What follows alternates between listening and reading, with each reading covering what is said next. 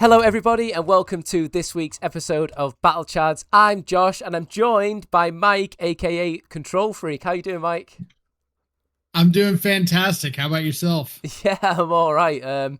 So this week we're going to be talking all things Teenage Mutant Ninja Turtles and the sort of things that is implied by that, mainly around Universes Beyond and sort of community reactions to that. But also we're going to go into some top picks from the new set, because the set is looking pretty powerful. Would you agree?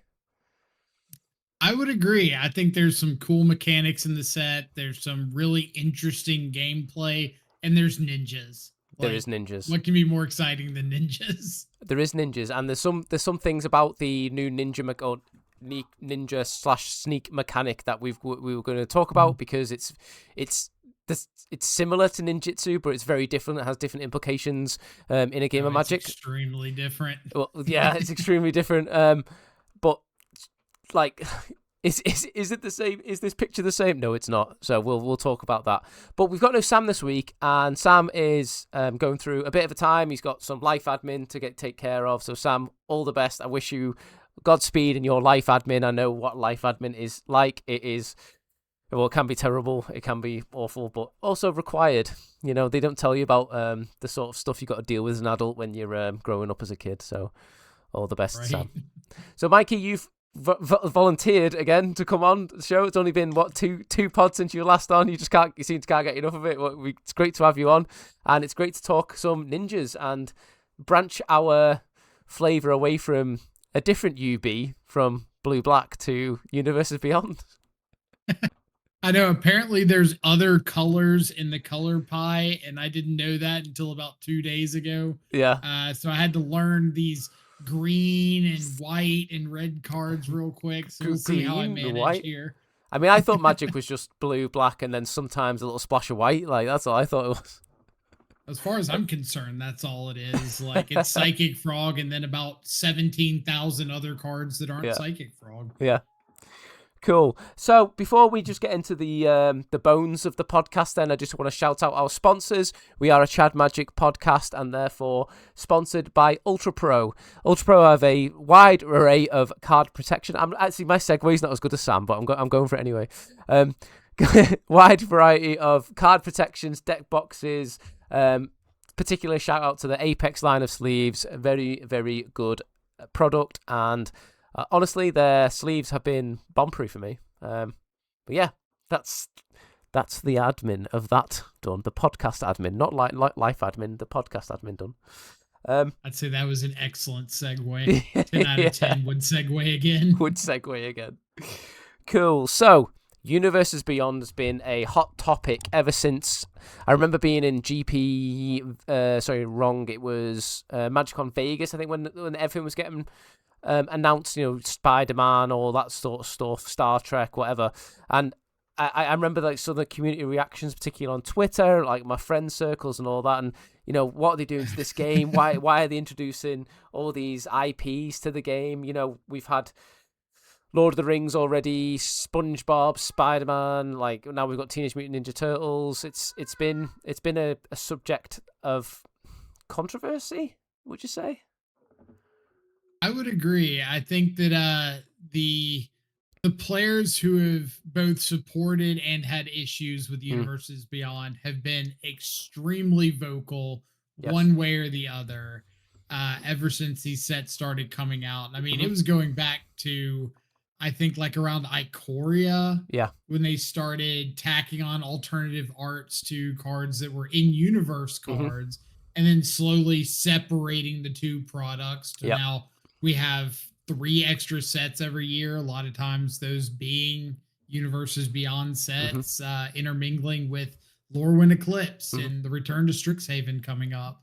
So it's definitely part of Magic life now, and whether you like it or not, it's kind of here to stay. Because I think the first proper impactful set we had, because previously it's when I guess the whole controversy started when the whole not Lord of the Rings, Walking Dead thing happened. That was like the first time we saw it with cards that were uniquely printed into that Secret Lair set or whatever it was, and that was like massive implications of, well, if I want to play these cards, if these cards are good, then I've got to fight for with the scalpers and all that sort of stuff, and order the cards through Wizards.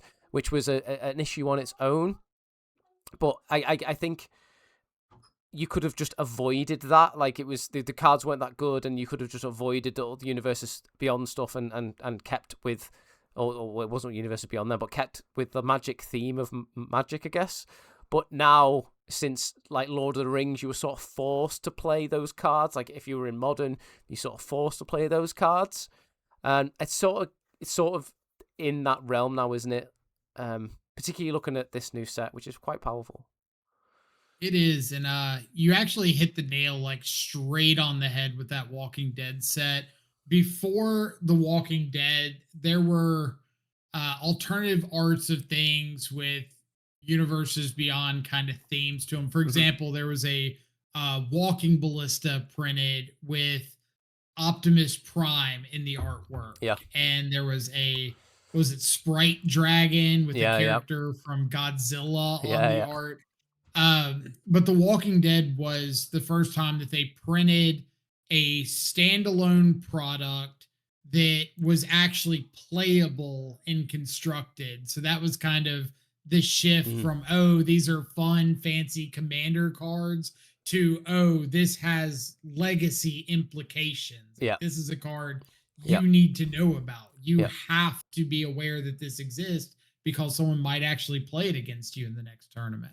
And if it was a meta breaking, for example, and then you were wanted to compete and play, and win, you'd have to potentially try and acquire these cards, and there being, I think it was a set run, wasn't it, or something like, and it wouldn't have been easy to get these. So that's further implications. I mean, personally, like, if I saw someone playing a SpongeBob counterspell or whatever it was, or like Universes Beyond, not Universe Beyond, sorry. I keep getting confused. It's Universes Beyond is like the newer sort of thing, and then previously it was Secret Lair. Like the Secret Lair, and then there was some other name for the cards that were alternate arts that were printed on in-universe cards. Yeah. But I can't remember what the name for that was. Hopefully somebody in the comments will help me out on that one.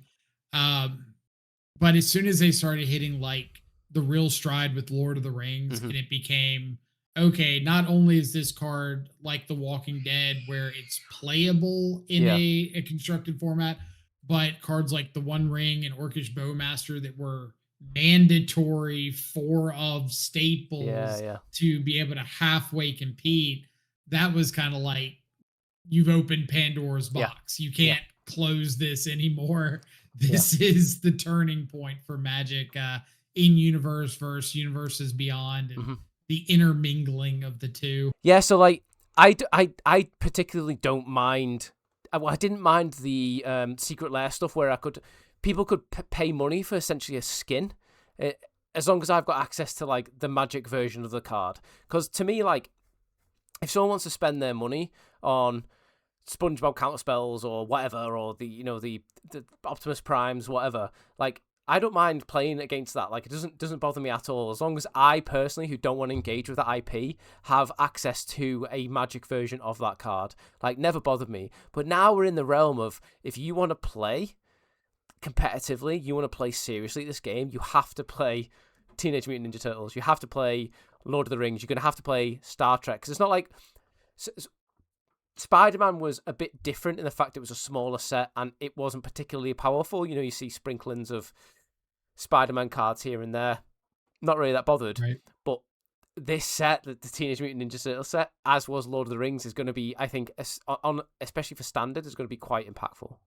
Like, really impactful, I think. Yeah, I agree completely on the alt-art argument. Like, I think that was the correct way to do Universes Beyond alternate IP products, was just to take existing Magic cards, aggressively reprint things that had gotten kind of absurd on price, or things you needed from a limited print run, and slap on a SpongeBob skin on the artwork. And if people want it, they're welcome to buy it. If they don't want it, like you mentioned, they have a regular printing they can get.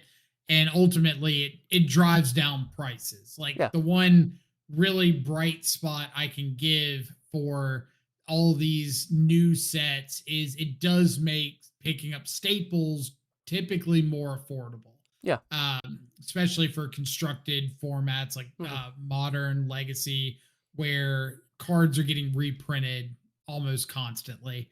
I think that the I'm not an employee of Wizards. I don't know the contractual obligations that they have with these other IP providers.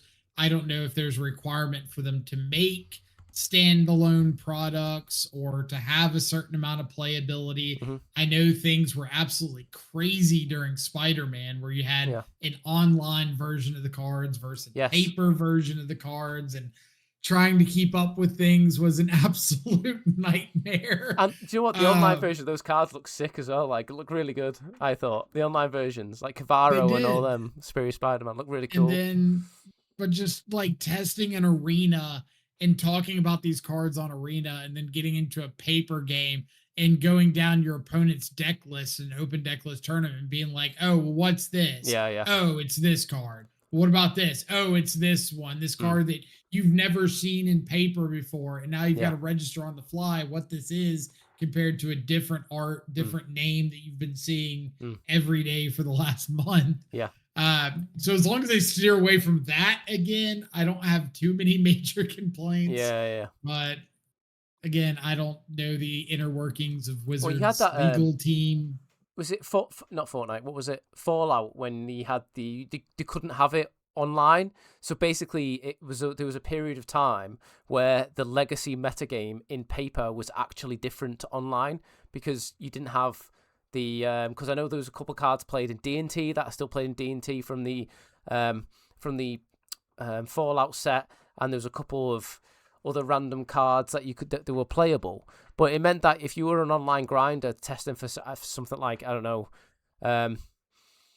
Eternal Weekend or something, you couldn't actually properly test. You were testing a completely, like, I know maybe the cards weren't as played, but you're still in a format that is different to the format that you're going to play in paper because of the IP and the legal reasons. Obviously, they've resolved that now. You can get those cards online, but there was a period where you were playing a completely different metagame, and there is an implication of competitive play, as you rightly said. The IPs don't marry up online, as well as on paper, so that creates confusion in open deck lists, as you rightly said. And is it worth it? But then you look at the money that they made from the Final Fantasy set, like what Wizards made. Like, it was like I think it was the grossest, highest selling set before it even released. It was mental. Yeah, I'm pretty sure it was too. And you really get into this this back and forth of what people actually have a problem with when it comes to Universes Beyond sets. For example, if you are a player who sits down and says, I'm upset at the game, I'm upset at Wizards because I don't want to play against Michelangelo. Michelangelo's not from Ravnica. Michelangelo's not from Dominaria, whatever the case may be. I don't want to play against that.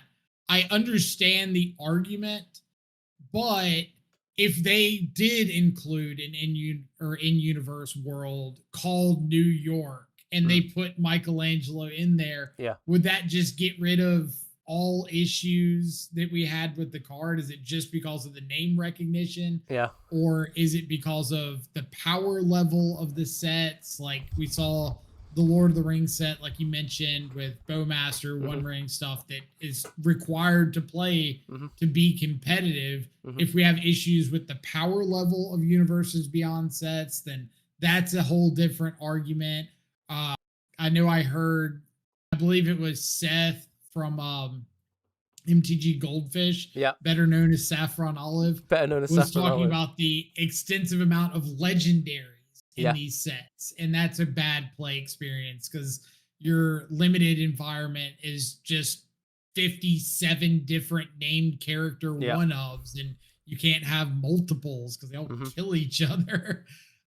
So I think it would be really important for players to decide what their concern is about the Universes Beyond set. If it's power level, I understand, but at the same time, if the One Ring was renamed Karn's toe ring was the example I gave earlier. Yeah. Would you still have that same problem with the card? Would you still say, I hate Universes Beyond if this card was printed with a different name in Yeah. an in-universe set?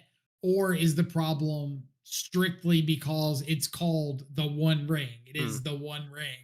Like, And I'd be interested to hearing from people from thoughts there. So, I get what you mean, because it's like, well, this isn't Magic the Gathering.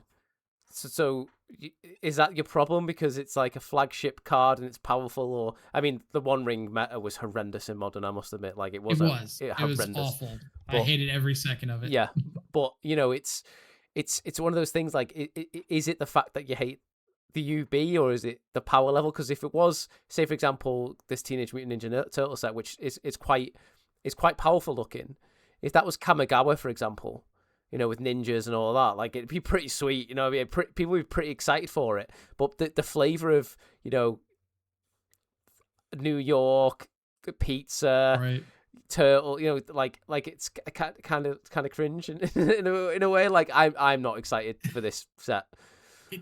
But then, it is a bit cringe. Like, I keep thinking of arguments for like replacing Shredder with Umezawa. And calling this Kamigawa Neon Dynasty Part 2 or something. Oh, that'd be sick. And would that eliminate a lot of people's concerns with it if you didn't have lands with a giant pizza slice, but instead had lands with some random spirit from Kamigawa block or whatever the case may be? Yeah, it seems like there is the flavor's not it's not to taste, I think. But then, what makes a Magic set? Because you look at Universes Beyond, right? And you looked at Lord of the Rings, and I thought Lord of the Rings could fit in the IP of Magic the Gathering. I thought Final Fantasy did a decent job. Was it Avatar? Slam dunk. I thought Spider-Man, absolute failure, and Teenage Mutant Ninja Turtles. Just, I am not excited for this. But I look at it, and there's going to be cards I'm going to have to buy. Like, I will be engaging with the set. I'm not happy about it, but I will be. And I think for most players that have an issue with like the imagery, it's just the fact that it's not a fantasy world anymore. We got into this fantasy game to play things that aren't part of our reality. You can't go out and find a giant dragon flying around in the sky in everyday life. But you can go find a skateboard and a pizza cart and a slice of pizza and whatever comes out of all these New York themed Magic sets. Well, that's it. Like, is the common denominator between a Magic set not feeling like a Magic set, New York? Because it's like, it could be. From me being in the south of the U.S., New York feels like another plane. It feels like I got off my flight and just immediately woke up in Dominaria, but maybe it's not the same for people who are used to the normal big city life. How long's a flight to New York for you, actually? It's about 6 hours. It's probably about the same distance from Manchester Airport to New York, because I think Manchester Airport in the UK to New York is about 5-6 hours. It's absolutely wild. The first time I ever heard, I think it was Andre Mengucci talking about going up to like Berlin for a tournament, and it was 8 hours away, big deal, huge strip. And all I could think was like, that's my part of Mississippi to Central Texas. Yeah.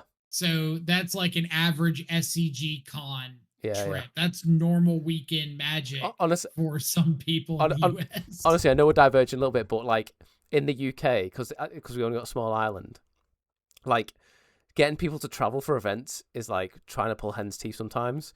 Like, they'll say like, oh, it's 2 hours away. That's hours. That's miles away, and relatively it is. But like, you get people in America, like their commute to work can be like 2.5 hours, and they're not they're not that bothered because there's so much landmass. I've never been since being flying, when I was in America, flying what do you call it, international? No, not international. National plane, like national airlines. Like, I've never seen so much landmass in a plane. Like, because usually I'm like in a plane and I almost immediately see the sea.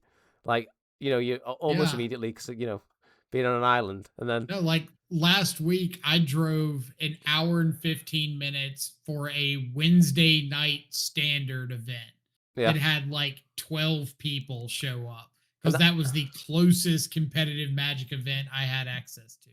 yeah, it's sort of similar where I live. Actually, there's not many competitive because I live right on the west coast of England. There's not many. Like I live on the other side of the Lake District, basically close to the sea. Like through that window there, so you can see.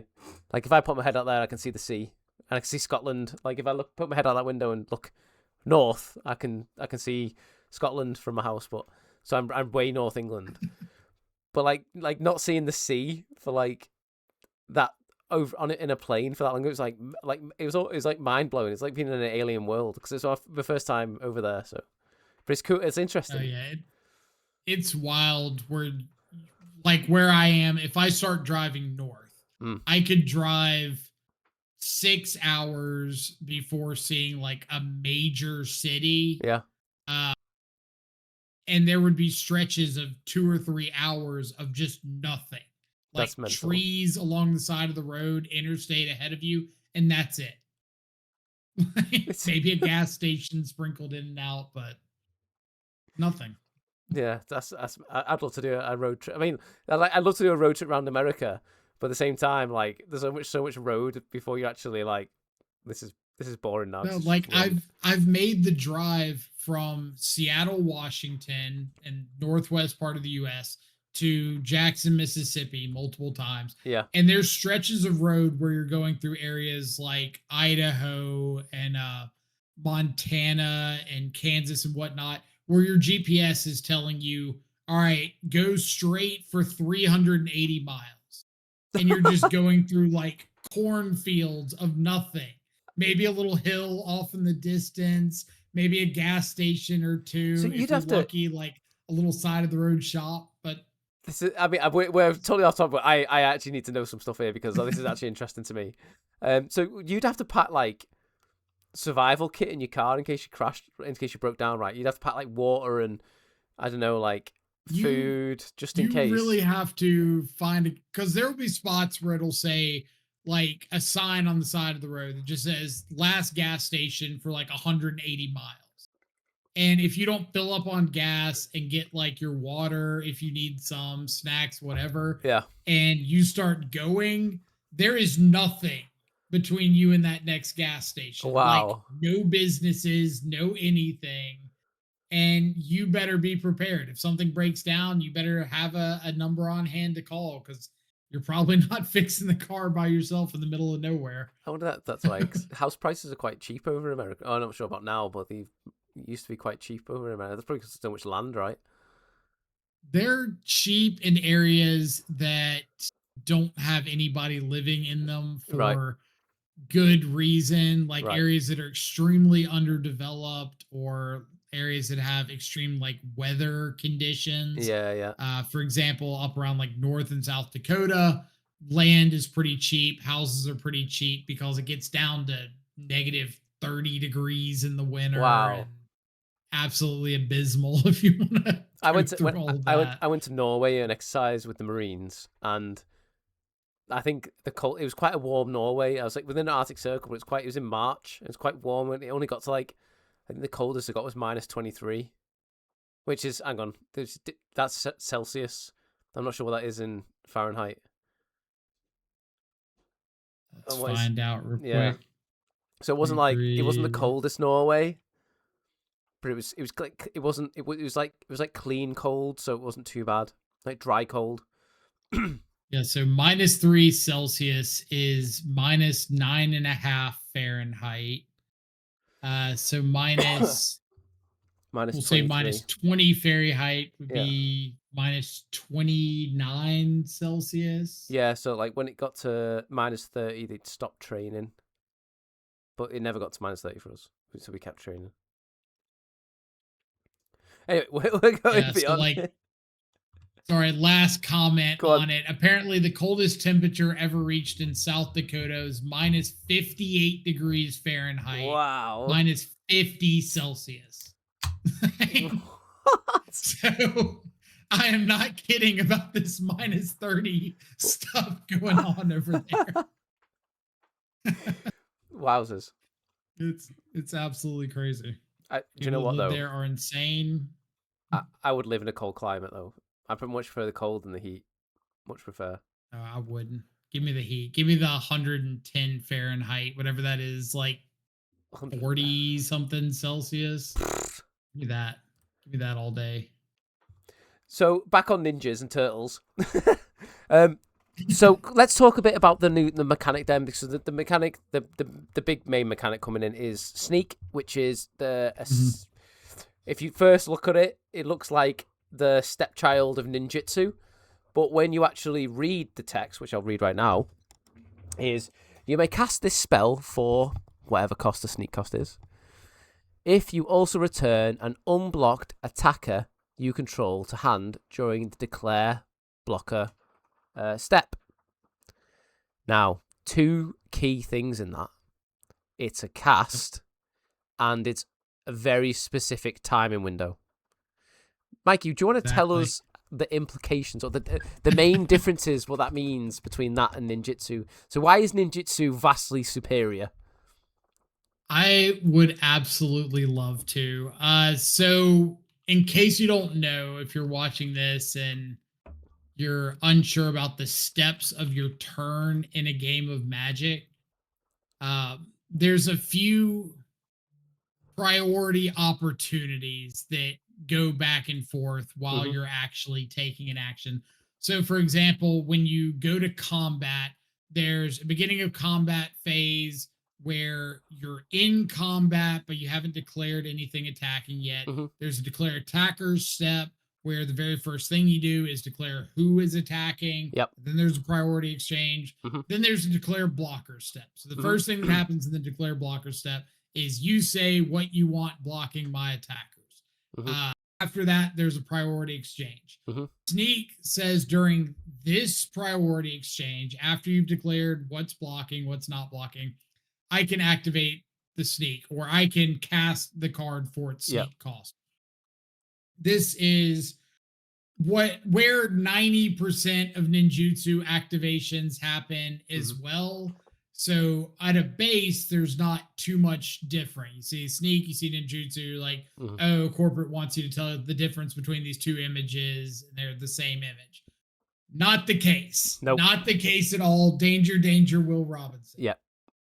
So the big difference here is sneak is restricted to that one window for you to cast it, where in ninjutsu, you can cast it when first strike damage is dealt. You can cast it or activate it when normal strike damage is dealt.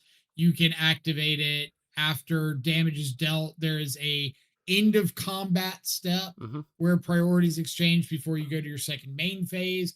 You can activate it after effects in damage are done. So, for example, if your Psychic Frog or your Malcolm Alluring Scoundrel hits your opponent, draws a card, you can activate ninjutsu after you've drawn that card before you proceed to your second main phase. Because you could have drew your ninja then, couldn't you? Because you could hit them with Psychic Frog, draw your ninja, and then go, oh, this is nice. I want this at a reduced cost. Now I want to cast this for a reduced cost now.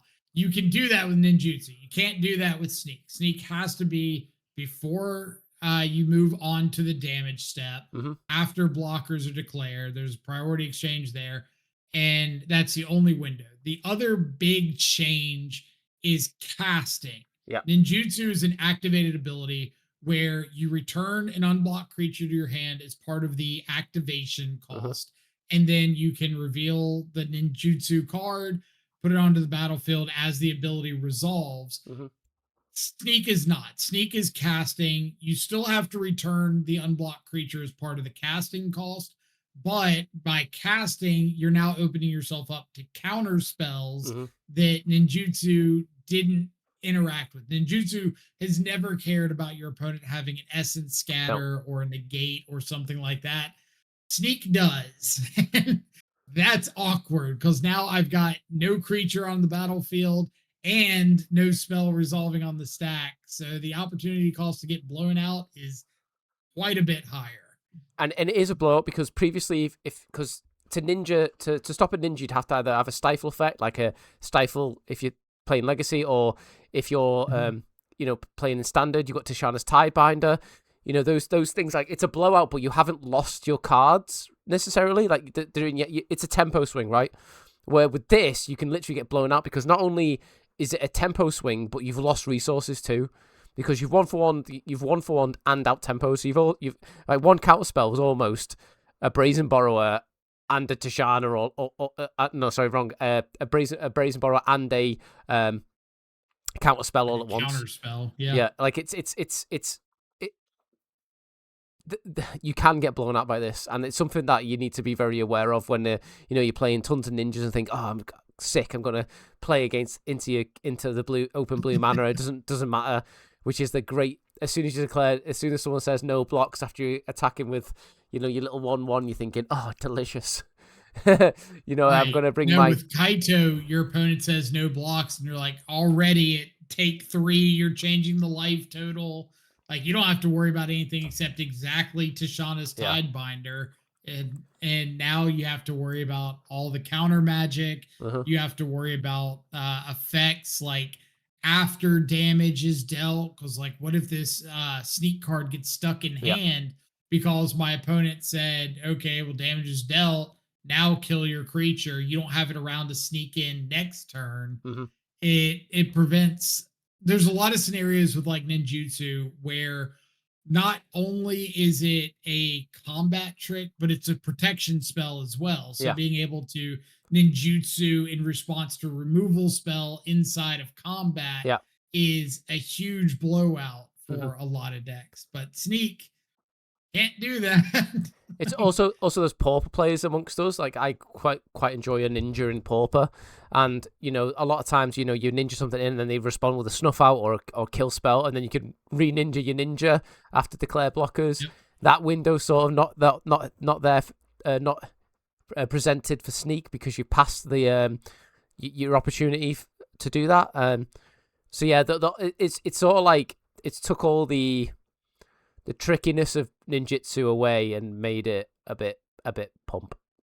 Really. Yeah. Now, I will say there's an interaction or a line of possible interactions that I'm not 100% sure about. Okay. And I would need to hear from a judge on it. There are creatures with sneak, instants with sneak, sorceries with sneak. Typically, sorceries can only be cast during your first or second main phase when there's a clear stack and you have priority as the active player. I would be interested in knowing if my opponent, if I attack in and I've got an unblocked creature and I choose not to sneak something and my opponent decides while they have priority that they would like to kill my creature. Can I still sneak off of a sorcery the same way I could sneak off an instant? Or does the sorcery still require me to have priority with an empty stack to cast it, even though I'm getting around timing restrictions by doing it inside of combat? I see what you mean by that, but I would suspect you could. And the reason I think that is because it's similar with Madness. In that respect, as with Madness, you can respond by discarding something and then have your sorcery speed Madness spell kind of thing. Because it says on the card, it's a completely reasonable answer to that. But yeah, so you mean never know for sure. Magic's a weird game. Yeah, it is. 50,000 rules adjustments. So what you're saying is sneak something in response to something, but that sneaked spell is, I guess, to me it seems like you could, because the wording is you may cast a spell for whatever. If you turn an unblocked attacker you control, because you're already doing it inside of combat and it's already letting you break the time restriction of sorcery, that there would not be like an additional requirement of the stack has to be empty to activate a sorcery sneak ability or cast a sorcery sneak ability. Cast a sorcery sneak spell. This is already you won't be able to do this with a Teferi out. If Teferi was out, you wouldn't be able to do it with Teferi. No. So yeah, I don't know how many of these sneak cards have modern implications. So hopefully that doesn't come up too terribly much. See, it's these sets, like you looked at the last set, you know, Lorwyn and that, like these sets of the printing, they're really powerful, but they've not really impacted. I know they've had some impact in modern, but it's not been like meta changing, where they've been quite meta intensive for standard. The standard's so good right now. Like standard is so good, but like it's so hard to keep up with because this set's going to change standard. Lorwyn changed standard. Every standard gets changed every month, and standard decks are like $1,000 a deck now sometimes. So like keeping up with standard is so hard, and Wizards are like I mean, this is probably a separate issue for a separate pod, but like the power. I think the point I'm trying to make is the power level's weird because it's not really impacting modern, which is sort of the main competitive format really, and it's not really impacting legacy that hard. But like standard is changing all the time, and it's a shame. One of the big arguments when they started printing like Modern Horizon sets straight to modern products was it's an artificial rotation. Yeah, it's forcing the format to play the new cards or lose to the new cards. Boros Energy being the most recent example everybody knows about, and we're kind of seeing the same thing in standard at the moment. Like the Avatar set came around. Well, you better get used to Badger Mole Cub, and you better get used to air bending and decks like that. Allies was a thing. Yeah, just shot in the arm of standard.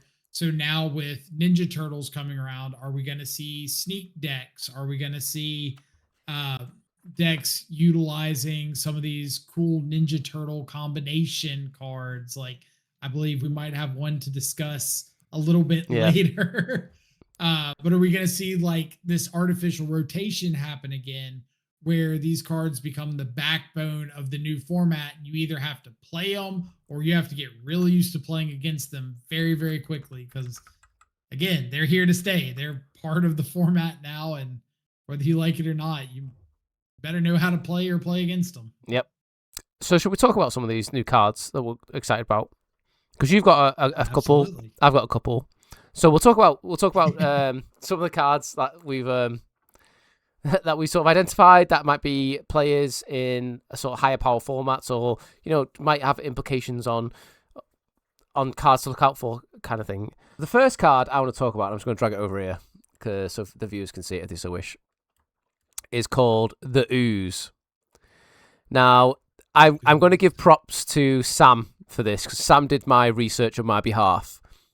Sam seems to understand the game better than I do, and also the trade-off is I edit and he does the research, so that's the thing. Unfortunately, Sam's not here, so I'm gonna not take his credit, but Sam's given me some cards to look at. So this is called the Ooze. It's a 2-mana artifact, a legendary artifact.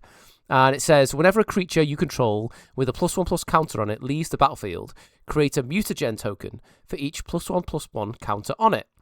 And in brackets it says, a mutagen token is an artifact with 1 and tap it, sacrifice this token, put a +1/+1 counter on a target creature. Activate only as a sorcery. So you create something's got, I don't know, 3 counters on it. You sacrifice it to sorry, wrong. Leaves the battlefield. Yeah, so you sacrifice it to something, and then you create that many mutagen tokens, and then they can get sacrificed to add counters onto whatever. And this is like, I think the implications here is a deck we've not seen for a while, so such as I guess hardened scale sort of stuff, but also I've seen Ravager being played in things like hardened scales, but also Affinity has been playing Ravager as well to sacrifice, you know, your is it the meteor tokens where it is that do 2 damage to stuff. But yeah, this card also says that you can tap it and exile target card from a graveyard and then create a mutagen token. So it also fuels the mutagen tokens through activating itself through graveyard hate. And like this is main deckable if you have that sort of counter strategy, right? So you've got main deck graveyard hate. You've got an engine that you could build around, and yeah, this is interesting. Have you got any thoughts on this? Yeah, so I will say disclaimer: some amount of the cards, no offense to Sam, we've got conflicting opinions on. So Okay. I'm going to give my objective 2 cents on the card. Sure. I think that this card has a really tough time breaking into constructed Magic as long as Agatha's Soul Cauldron remains legal. Okay.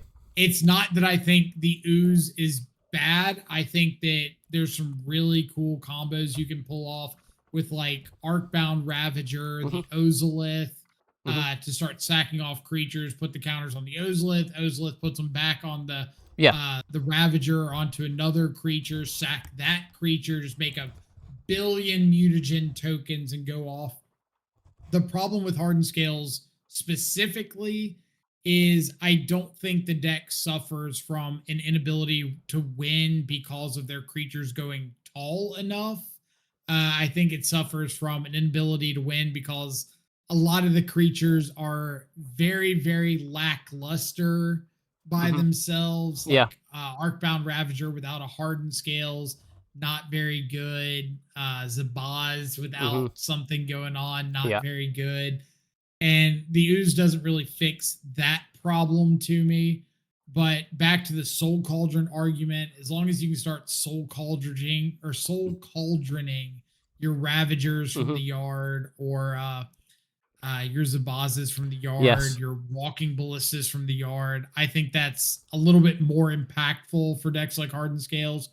But the Grave Hate is relevant. It is a cool piece of tech. Unfortunately, Soul Cauldron does the same thing. I would say, though, Soul Cauldron and this are both legendaries, so maybe this could be the 5th copy of Cauldron, and you could also have both on the battlefield at the same time. If you're maxed out on Soul Cauldrons and you're in like a meta where main deckable Grave Hate is relevant, maybe you don't want to be tutoring up a, say, Soul Guide Lantern off your Urza Saga. You want to get like an Ozolith instead. Then this is another piece of playable main deck Grave Hate that does have combo implications with like Arcbound Ravager that Soul Cauldron can't replicate. It's just whether or not making a giant construct or a giant 1/1 artifact with a billion counters on it is good enough.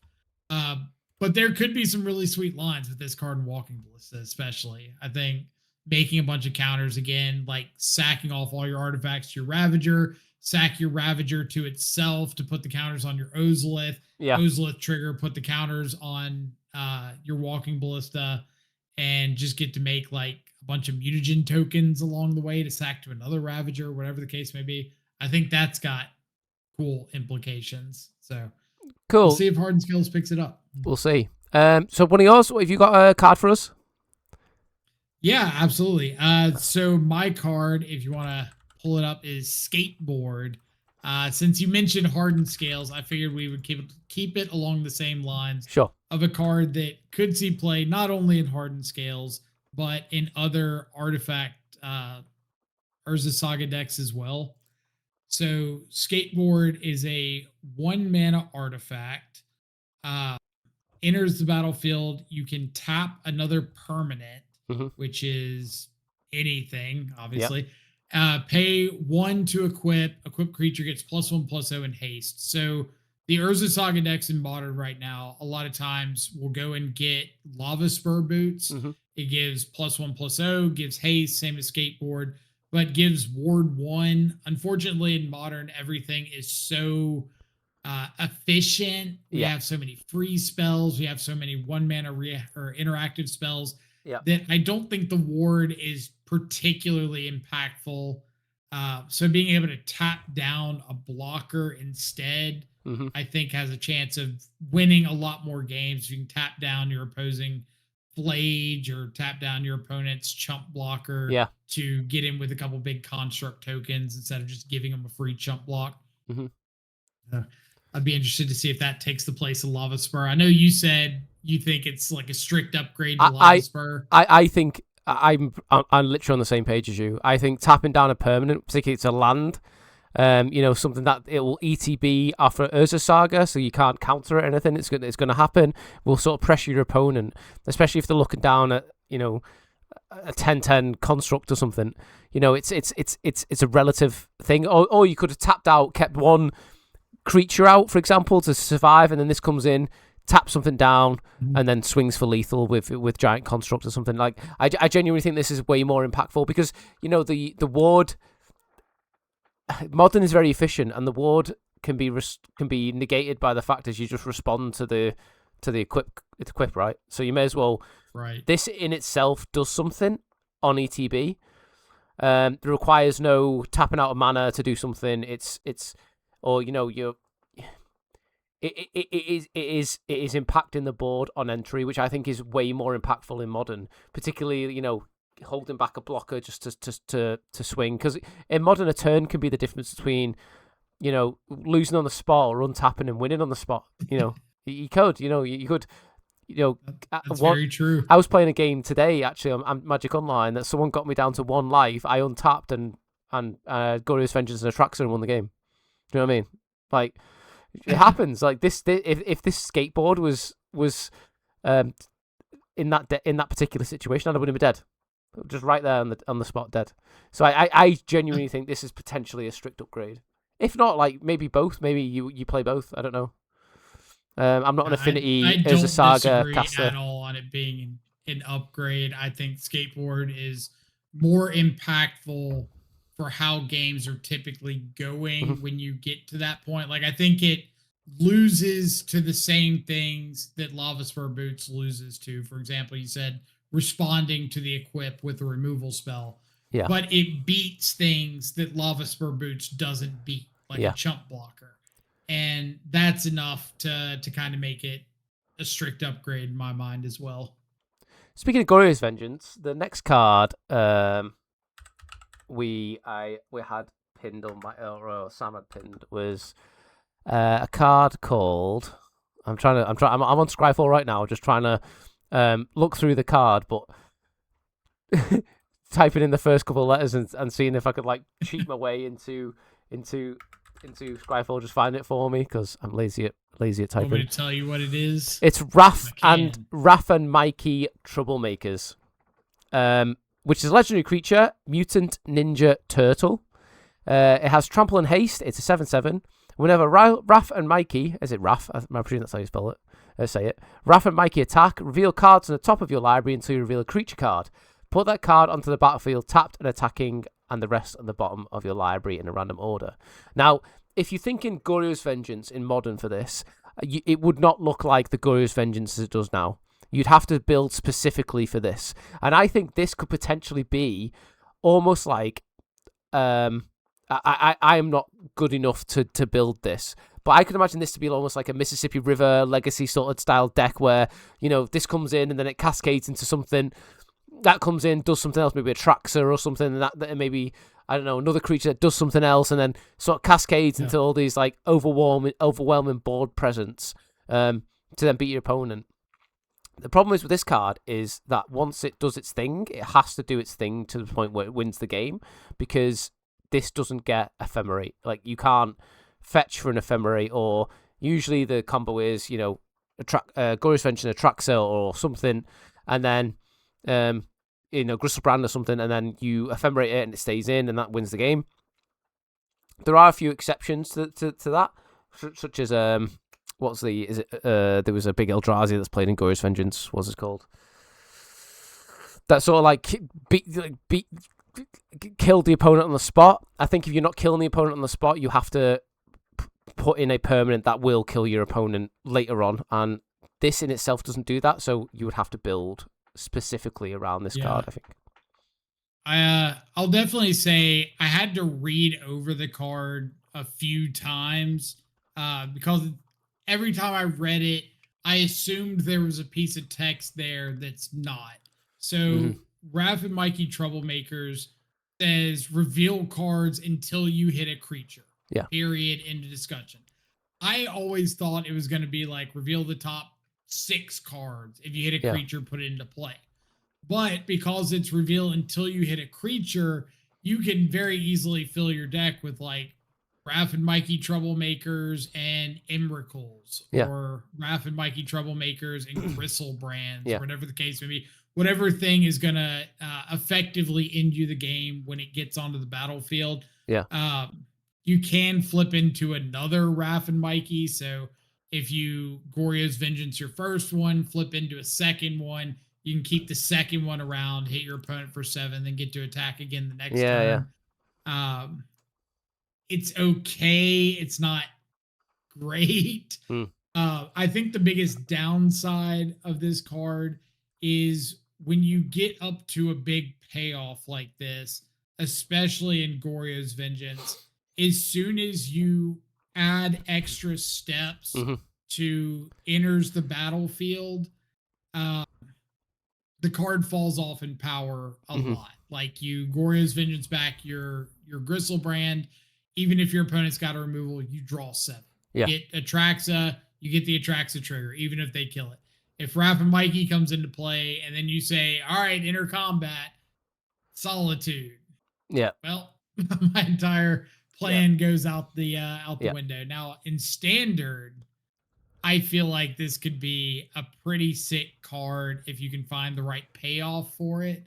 I don't know what the right payoff would be, but maybe you get this into the graveyard and all of a sudden your Kyvero copies it, and you just get to start flipping into big stupid things off the top of your library, or evoke elementals, whatever the case may be. And I can see that being pretty dope. But in Modern, I feel like without having an ETB or some immediate ability, it's going to be hard pressed to find a permanent home. I agree. It might be a cute one-off fun of in sort of Sultai reanimator strategies or something, like you could flip an Ardin or something, or even like, because everyone, it's just like another kind of big copy of your big payoff thing. It's just like a really convoluted birth and ritual thing, isn't it? Like it's just a really You know what it reminds me a lot of is that card Ilharg the Raise Boar. Yes. The Rakdos Goryo's decks used to run like ritual a bunch into that, and then it attacks and you put your Gristlebrand into play from hand or whatever the case may be. Yes. Gives me that vibe a lot. Yes. And I think there's a reason we don't see Ilharg the Raise Boar much anymore. I actually lost to that in Modern the other day, believe it or not. It was played in an Eldrazi ramp deck. God. And I was like, I was holding up against Science of Memory, and then I was like, I'm just going to count the next thing he did. And then he had Arena of Glory in his deck as well. So he Arena Gloried one of these things out. And then do you know what you put into the battlefield? I hope it's something sweeter than the typical Eldrazi. It was Harbinger of the Seas he put in. So I lost the Harbinger of the Seas. I was like, what is going on?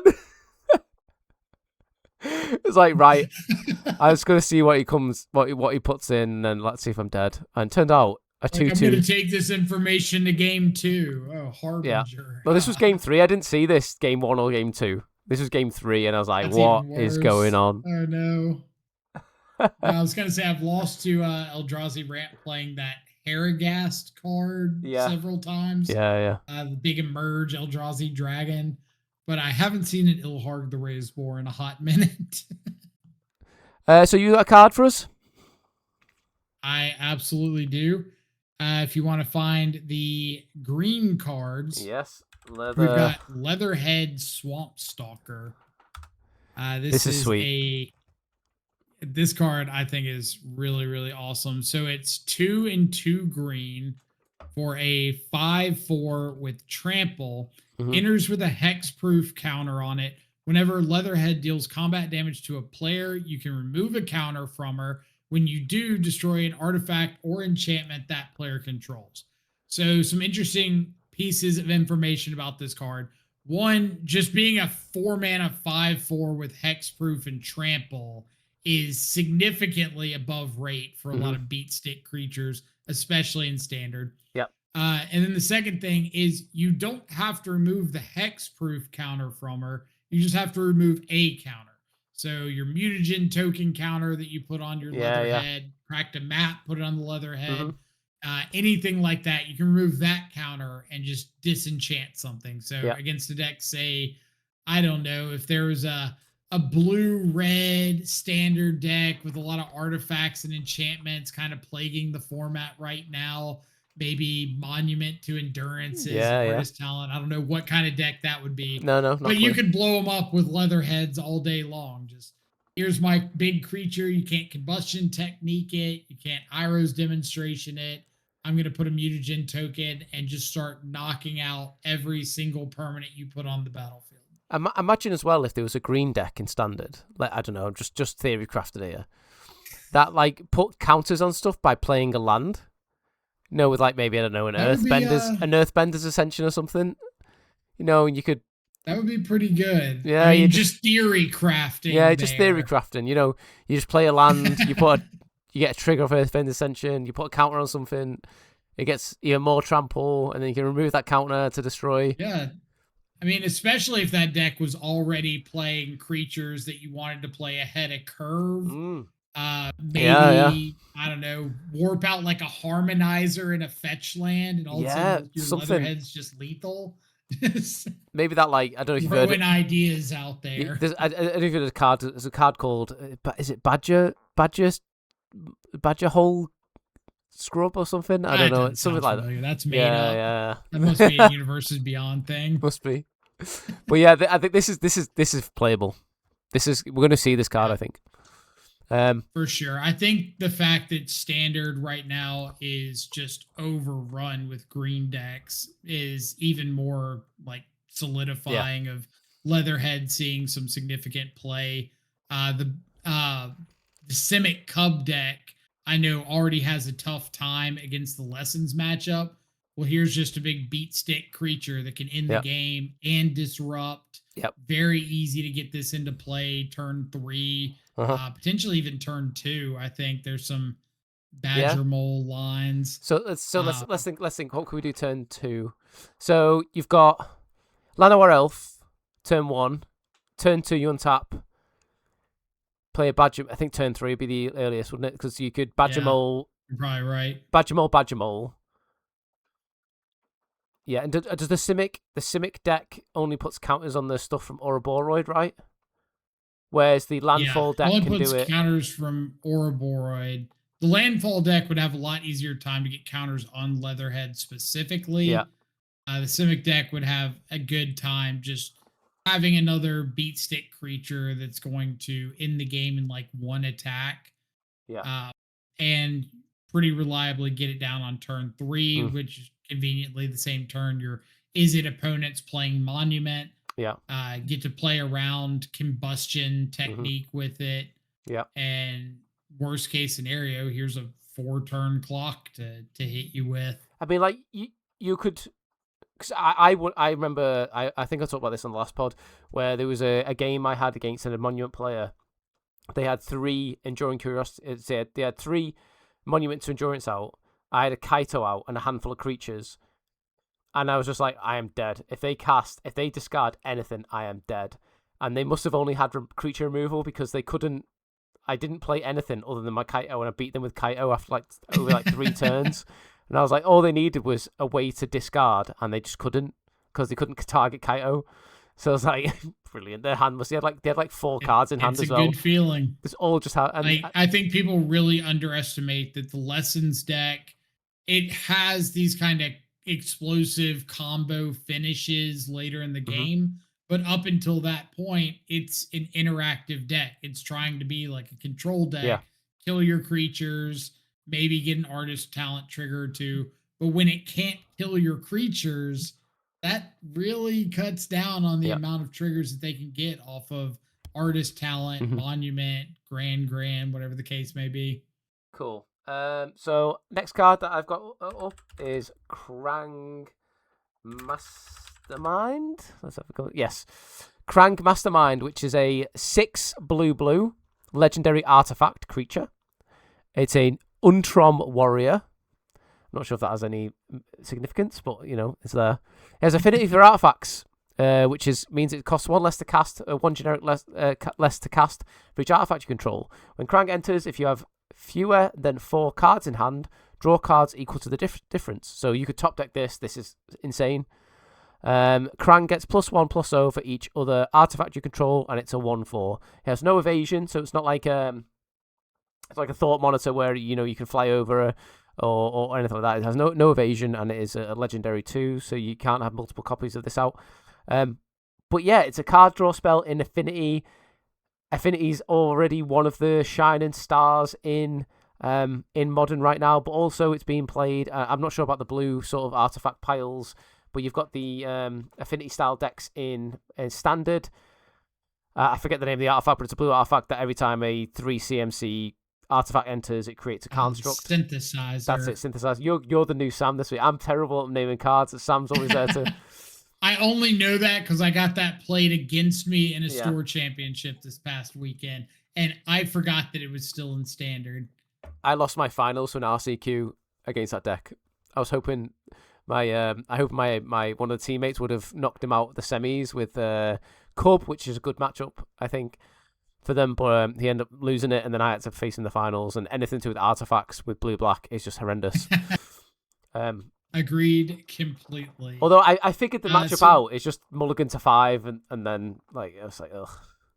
But this card is interesting. It's like it's a card draw engine, and it's a big threat, and it's can't be fatal pushed, is what I'm thinking. Yeah, I kind of think this card is Thought Monitor at its floor.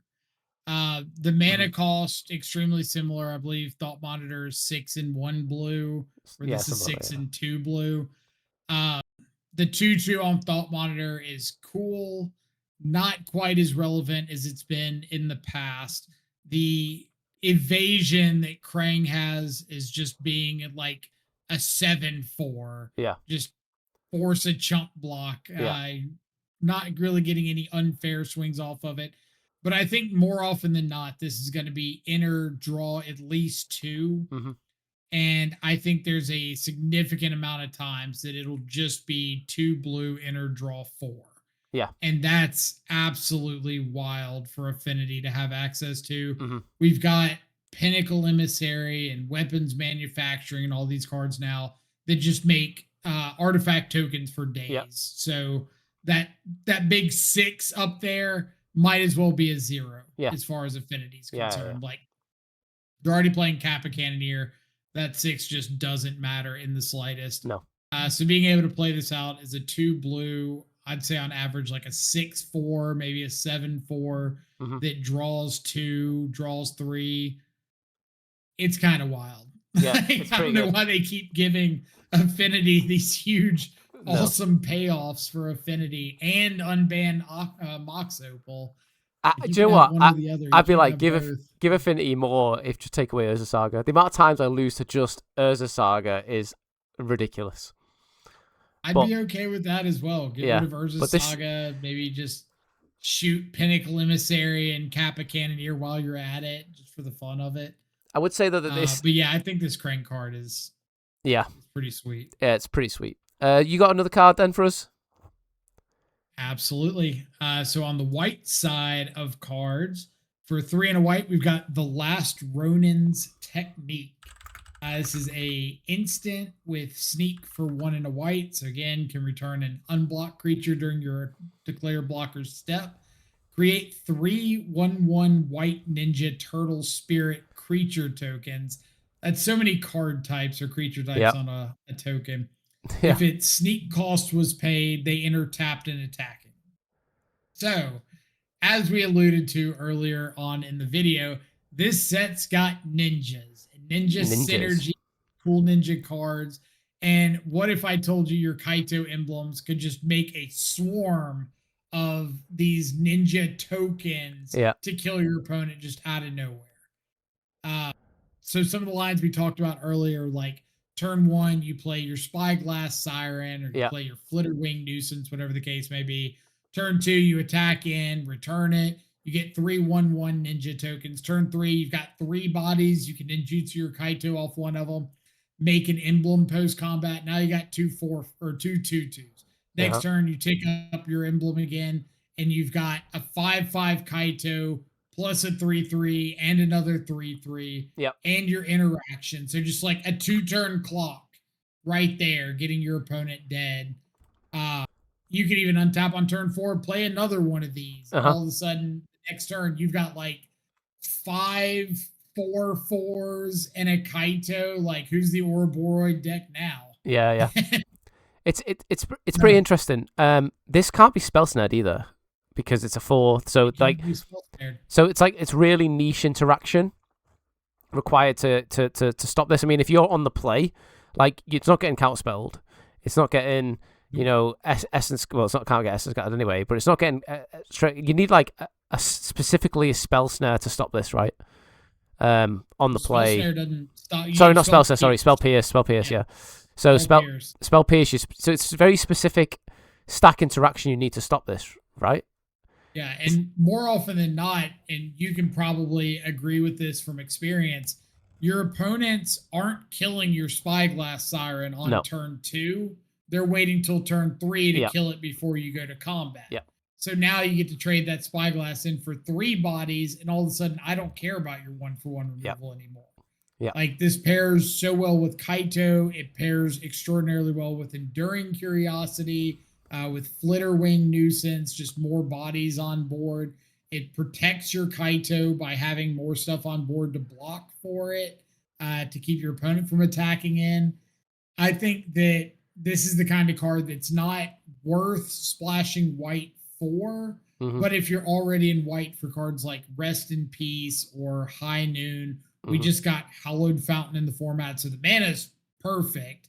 So if you're already splashing white in like your Dimir midrange deck, I think this could be great. Also, if you're just in any sort of deck that cares about tokens, then I think this card is fantastic, because 3 bodies for 2 mana is extremely above rate. So let's think about this. So blue white as the shell. So Enduring Curiosity deck. So you turn 2, you play the Voice of Victory.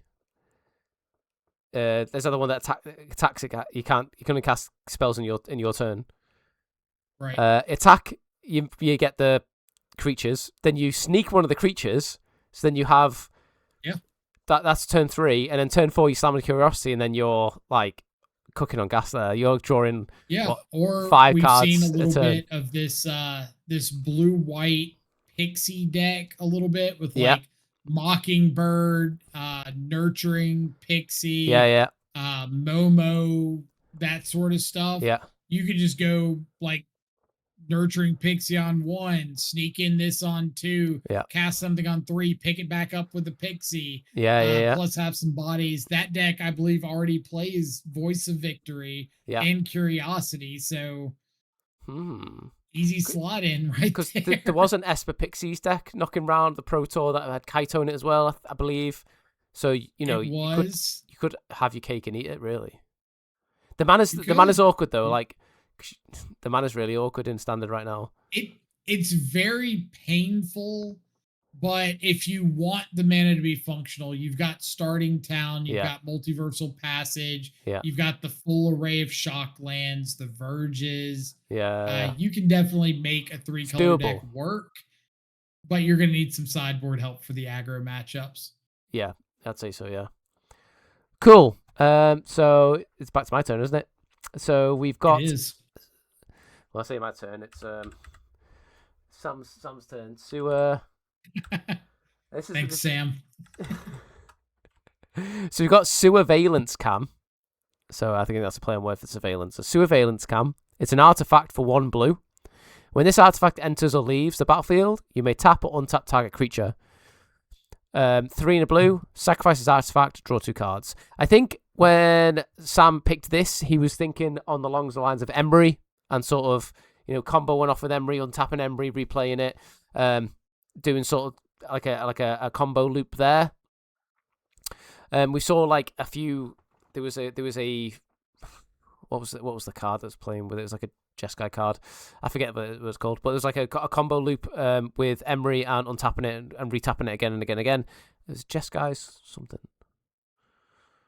I feel because you could make an infinitely This guy big ascendancy. something like you can make like an infinitely big like construct token by recasting. Yeah, that sounds like Jeskai Yeah, Ascendancy. so I think Whenever you cast a non-creature spell, you get to untap all of your creatures. yeah, They gain +1/+1 till the end of turn, and you can discard a card and draw a card. yeah, that's it. Yeah. So you could And you recast Emery shenanigans with that, and I think this sort of enables that sort of strategy. The fact it's got flash for 1 blue, and you can untap something. Really good for with Emery, and then the fact that it's got the text of sacrifice artifact, draw 2 cards in the late game can have some text too. yeah, it's got some interesting points to it.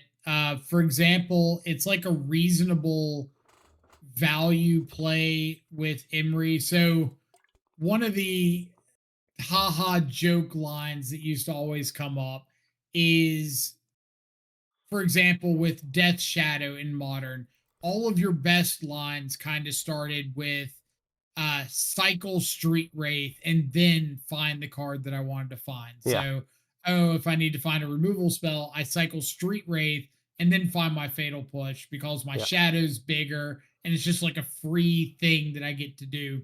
Surveillance Cam kind of gives me the same vibe with Emery.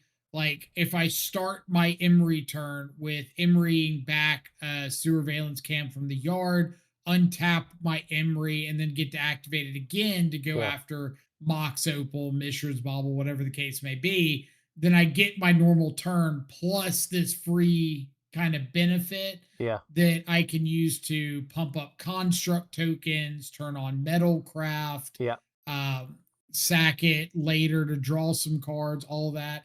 And it's just like a free middleman play. Whether or not that's good enough, I have no idea. Part of the issue with the combo lines is just that Surveillance Cam does need that 1 blue mana. Yeah, it does, typically with like Jeskai Ascendancy lines, you want 2 copies of Mox Opal or Mox Amber, so you can play 1, untap your Emery, sack 1 to your Legend Rule, then activate Emery to replay the second one, repeat the process over and over again. So it's a little bit tough to evaluate it as a combo potential finisher. You would need like a sack outlet and an Urza or something similar in there. Or I think there's like, I don't know if it's modern legal. I think there's one of the altars that lets you like sack something for a mana of any color. I really don't know if that one's modern legal or not, but you just need like an additional piece to really make this like an infinite combo just because of the mana cost. I think this is probably more interesting in Pauper, looking at it, because it is a common. So maybe there's something in Pauper Affinity you could do with it. Maybe the sacrifice to draw 2 is more relevant. Untapping something at instant speed is probably more relevant. I'm not too sure. I would have to check the Pauper deck list because it's been a hot minute since I've played Pauper. Has like convoluted combos all over the spot, so maybe there's something there. Who knows? Let us know. Have you got another card? I do actually.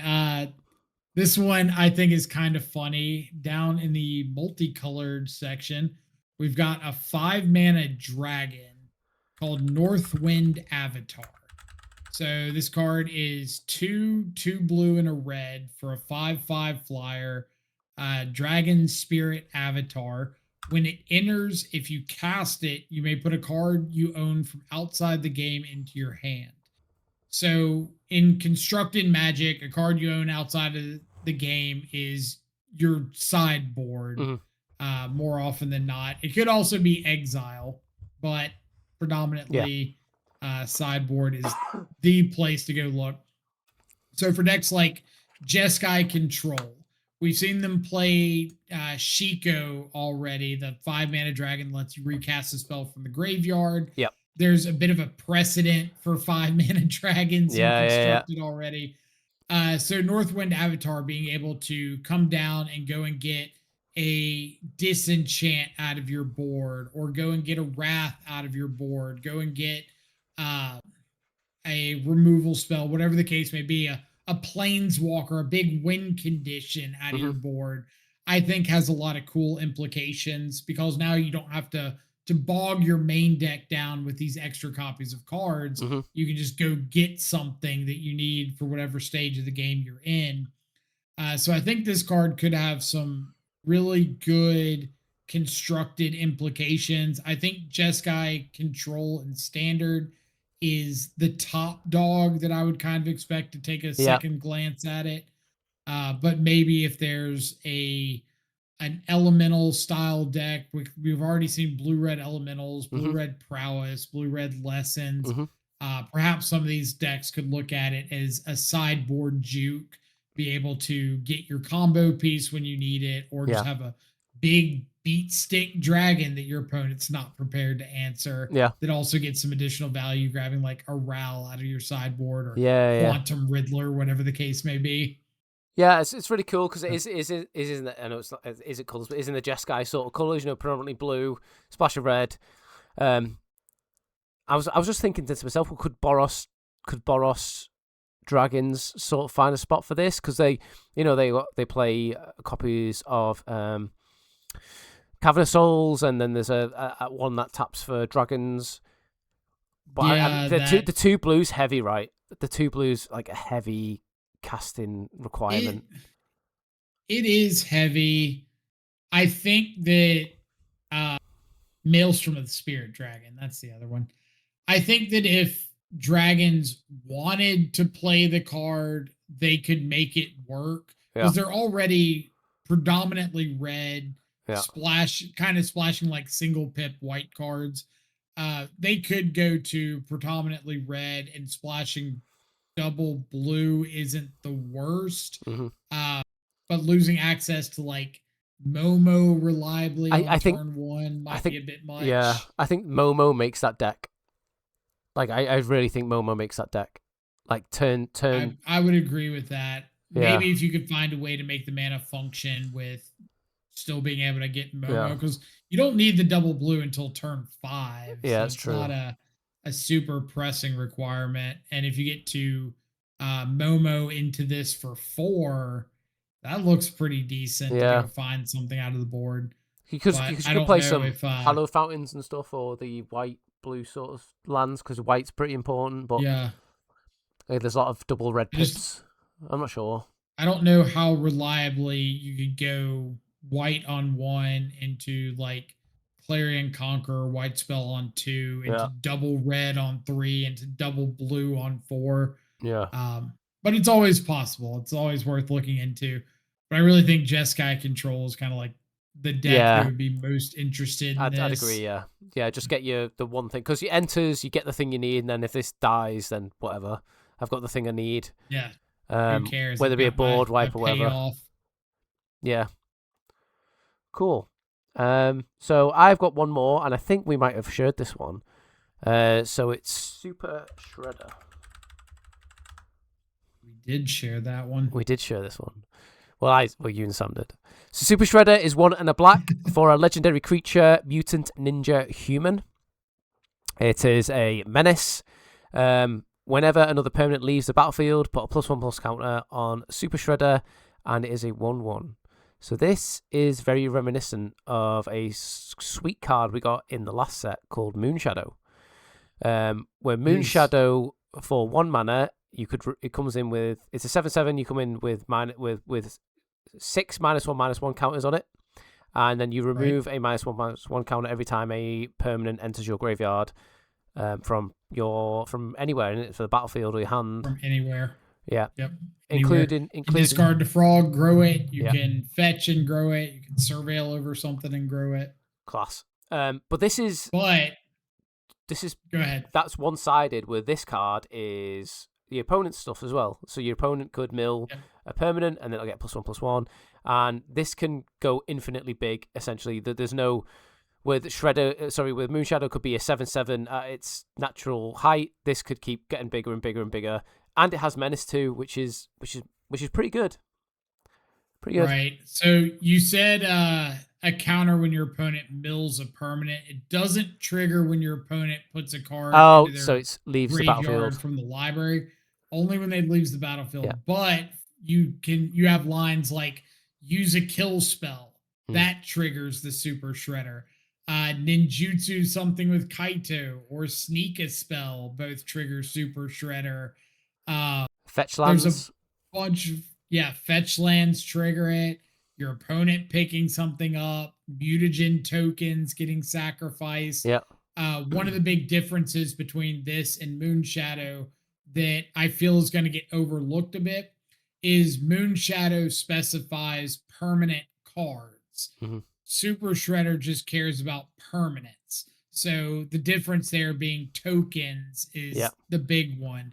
Moonshadow doesn't trigger when you sack a map token to try to put a counter on something, but it would trigger on the if you mill a permanent over. Super Shredder triggers on the actual map getting sacrificed because those do, although briefly, hit the graveyard, go away. So tokens dying, killing off a land that's got like an earth bending trigger triggers this again. So I think it's really, really easy to get this big pretty quickly with ninjutsu and sneak and interaction, which kind of sounds like a familiar archetype already. So I think it might have a home in Dimir midrange. Plus, it enables Kaito on turn 3. It's an evasive 2-mana threat that can get better over time.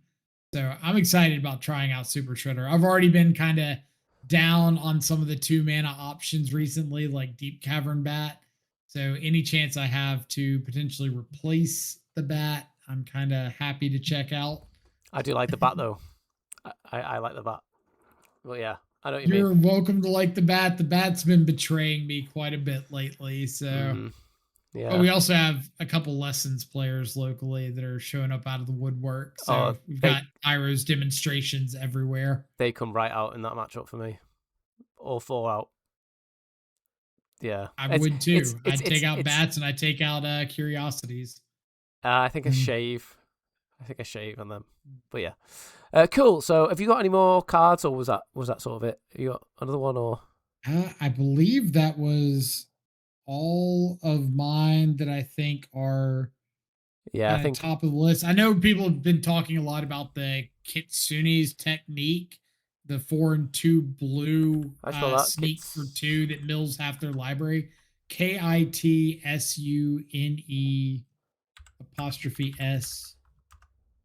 technique. I think this card's really overrated. So I've not actually read this yet. So 4 blue, and you can sneak it for 1 and a blue. Target opponent mills half the library, rounded up. So the joke about it is decks like Mill attacking with their crab. You now have to block the crab or risk them just picking one up and milling half your library. The problem I see with the card is that's like the only deck that would ever care about this is Modern Mill. Nothing else is playing creatures to attack in and cares about milling, and you're never playing this in a fair deck. No. Because no matchups are going long enough for half your library getting milled to matter. Wait, in standard, isn't there an artifact for 4? Is it 4 mana that you activate it for 2, or is it 2 mana you activate it for 4? Are you talking about River Churn Monument? Yeah. So River Churn Monument works because the wording on it is you mill cards equal to the number of cards in your graveyard already. So if you play something like Singularity Rupture or Wrath Effect that mills half their library, then River Churn Monument just becomes activated in the game, mill out the rest of their library. But in any sort of interactive matchup, you can activate the monument and mill 8, 10, 12 cards or whatever, then another monument activation, and you're just like milling your opponent out with multiple river churns. I was just thinking, if you had like a blue-black Fey package with this in it, and then so turn 1 play a fairy, turn 2 attack, mill half, and then eventually get one of those artifacts out, or even do this again. This could be. I could see this in like in standard, in like a Fae package, like loads of 1/1s, sirens. Maybe. I just feel like a lot of times milling half your library is less impactful than just like killing your creature on 2. Yeah. But it depends on the direction the meta takes. Like if the meta turns into just predominantly Jeskai control, then something like this, milling half their library, is significant because that game's going to go long and require a bunch of interaction spells to get cast anyway. So that could very well work out. But if the meta is a bunch of Cub decks, I don't want to mill you into Nature's Rhythms. Yeah, because you have to beat them there, because fuel in their graveyard can be very dangerous. Yeah, I know what you mean. And decks like Sultai Reanimator around. I don't want to cast this. No.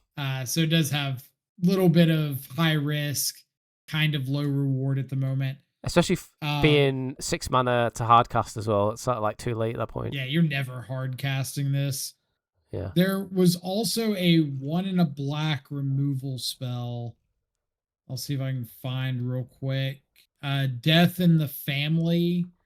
It's 1 and a black for an instant. Exile target creature with mana value 3 or less. This is I've saw this. I quite like this. It reminds me of there was a spell similar in the previous standard. I think it was from like a Phyrexian set that exiled target. It had the same text pretty much, and it was really, really good. It was good against True Name Nemesis. A lot of these cards say like destroy a creature, CMC X or less. Like, what was it? Long Goodbye was destroy a creature, Planeswalker 3 or less, can't be countered. That's cool, but exiling in a world full of psychic frogs and flages and stuff like that in Modern can be relevant. So like your opponent evokes a flage, trigger on the stack, Death in the Family, just exile it straight up. As well as killing all their normal little creatures. Exile a Seasoned Pyromancer. Could be relevant. It really depends on the direction. I don't think this sees a lot of standard play, but in Modern, exiling is relevant. And if we get into a spot where maybe Oculus makes a return, Flage is still popular, there could be enough decks that being able to exile things consistently could be very impactful. Yeah. There was, what was it, Anoint with Affliction? What was that? Yeah. So we had Anoint with Affliction, which did this, because I played that in Standard, and I quite liked it it was in the, so Anoint Affliction was same mana cost 1 and a black, instant, exile target creature if its mana value is 3 or less, and then Corrupted. Exile this creature instead if its control has 3 or more poison counters, so yeah. So this is sort of like a worse version, yeah. And I played this in the True Name Nemesis meta. I forgot Anoint with Affliction even existed. Yeah. So this is like I really enjoyed Anoint with Affliction. So this could fit quite nicely into Standard. But yeah, I'm happy there. Well, I will have one more comment just to add about the Universes Beyond thing, because I thought this was interesting. The Teenage Mutant Ninja Turtles set has got 14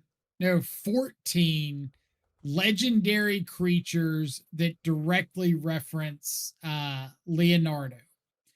And I thought this was such a cool thing to bring up because of Seth's point about so many legendary things. There's 4 different legendary mono white Leonardos in the standard base set. 1 mythic, 1 rare, 1 uncommon, 1 common.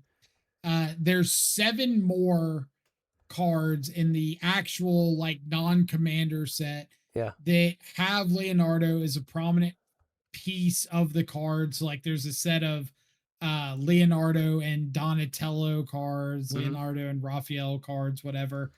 And then there's 2 more commander only Leonardos and another legendary card that references Leonardo. I think it's like Leonardo and Splinter, father and son, or something like that.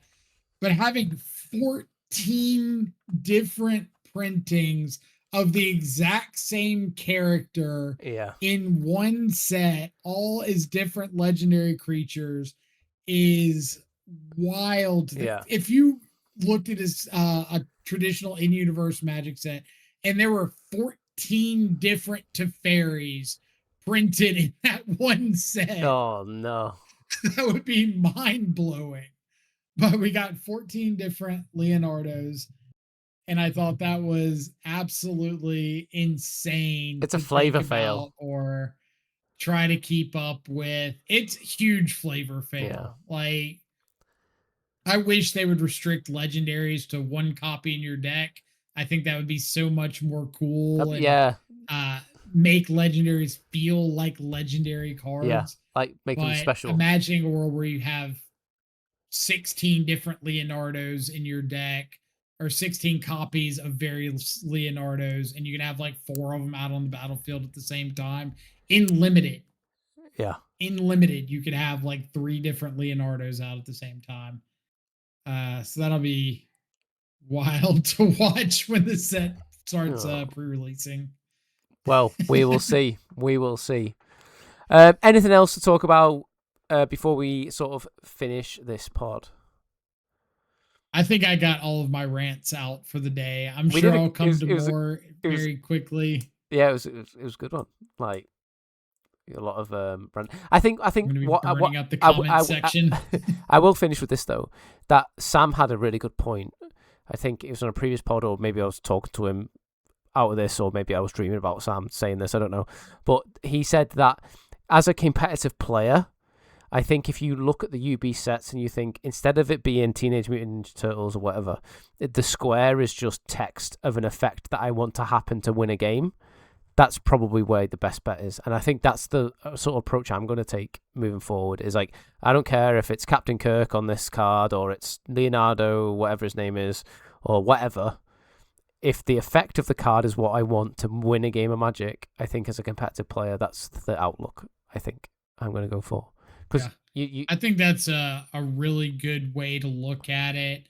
Like, regardless of how you feel about Universes Beyond, it's part of Magic now. It's going to be, they're selling so well. There's zero chance they're going to stop doing all these Universes Beyond sets. But if you just take again, like you mentioned, the name out of it, the art out of it, and just, this is an effect I've got to deal with, pretend it has a different name on it. Yep. Then you can absolutely mitigate some of the mental frustration of getting slapped in the face with a pizza slice over and over again. Or having your permanence tap with a skateboard. Exactly. Cool. Right, we're going to leave it there. So thank you everyone for listening. Don't forget to like, comment, and subscribe, and share with your friends or whatever you'd like. Just help us, give us more friends. But yeah, absolutely. Mike, cheers for coming on once again. And thanks so much for having me again. Yeah, always a blast. And catch you next time on battlechads. Bye, everybody.